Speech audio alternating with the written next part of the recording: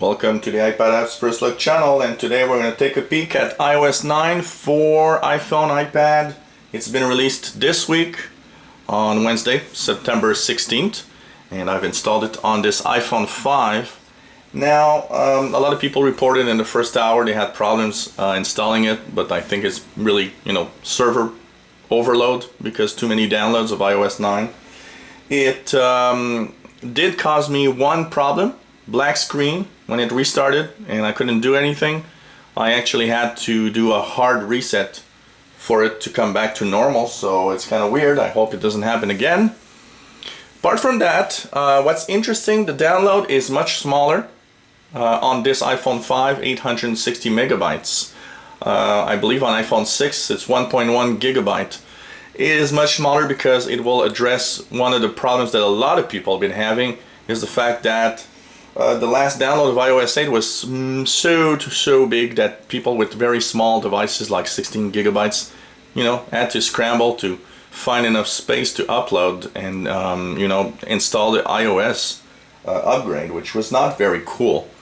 Now they've really worked it up, and actually it downloads what it needs when it's installing, which is very nice. So I believe it's only 1.3 gigabytes of space that you need on the device for it to actually install this time, which is much better. First thing that you'll notice when you actually use it is of course new animation. So every time you go to a new animation, you see there's like a fade in, fade out depending on where you go. Each app has a fade in, fade out effect, which is interesting. Whatever you go, wherever you go to, settings and so on. One very neat feature that I like is the fact that you can now search through apps, and this is just so cool because what happens is that when you search now, you can actually say, well, I want to search through the machine, and it gives me even my calendar stuff with the clients and so on. I find that really cool because actually what's nice about this is the fact that you can now search through any app or almost any app.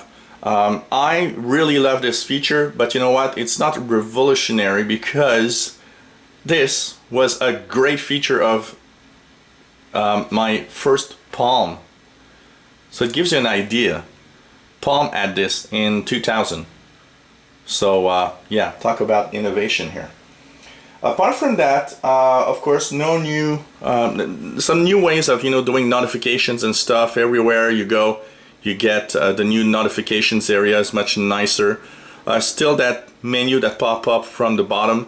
What's nice is on this place here, you have actually some news. So when you just go into the search area going on the left of your screen, you have your favorite apps, the ones you use the most, that show up here as suggestions. The people that you call the most show up here as suggestions also. You've got some news here, which is really nice. All sorts of little news. So, it's things that I kind of find cute. It is quite fast, works pretty well. It has also new features, including the battery. If you go into battery, you now have low power mode that you can turn on. What it does is it turns off a lot of visual effects. It turns off the apps in the background that can send notifications, all sorts of things that would make your battery drain.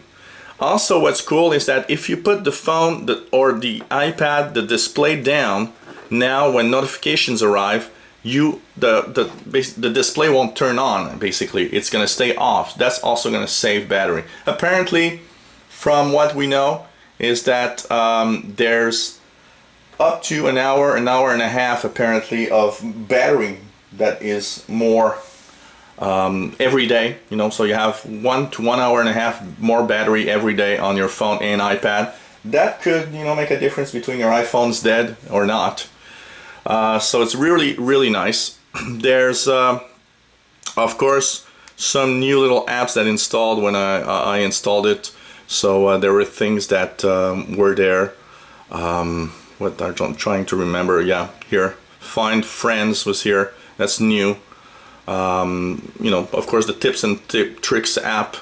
One of the things I still find a little sad is the fact that, you know, some of the apps that you have by default that cannot be uninstalled, you know, like for example, I'll never have an Apple Watch.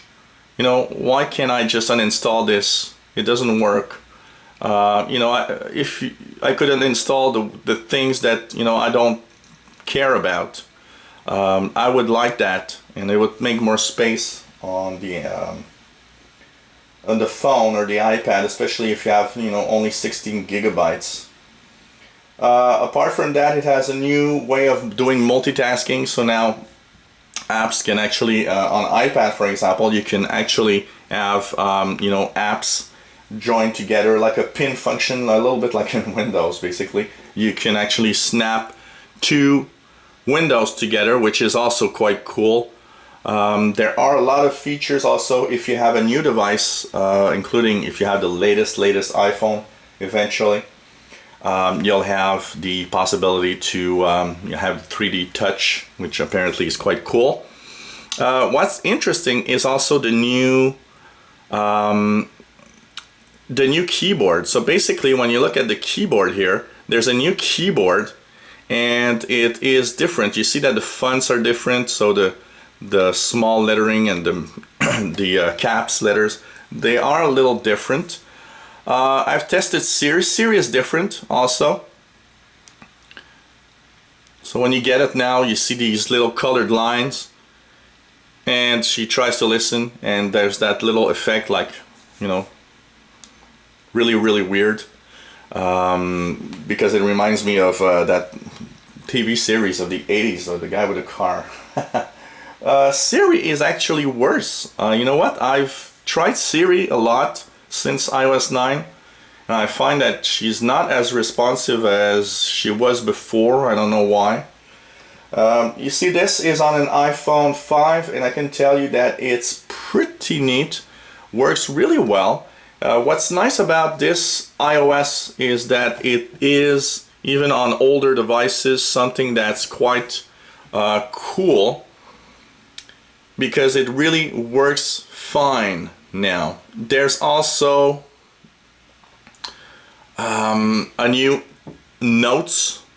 So what you can do is you can do new notes if you want, and there's the ability to take notes by actually drawing on the screen if you want. So this is another feature here that's quite interesting. You don't have to necessarily write, you can just draw whatever. So with your fingers, if you have a note, you just take the note. I think that's a cool feature because I will use this much more than start typing with my keyboard. So this is a neat feature.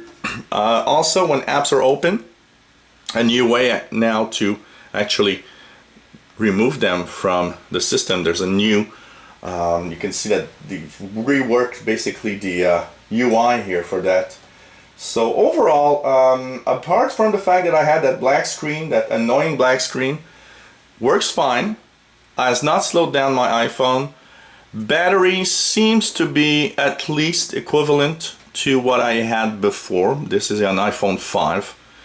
And I think this is going to be a cool feature and a cool operating system. Seems pretty stable for the first version of iOS 9. You know, iOS 8 was kind of full of bugs and a lot of problems came up. Until now, I haven't read of, you know, people panicking about anything, so I think it's safe to install. The only thing that scared me was that black screen when I installed first, but it doesn't seem to be, you know, a problem that is reported because not many people have seemed to talk about it. So why not go ahead and install iOS 9 on your device? Isn't too bad, and has full of, you know, new features and improvements. If you enjoy my videos, why not subscribe to my channel? You'll be informed when new videos are online. If you have any comments, questions, anything you want to know, please ask, and hope to see you again.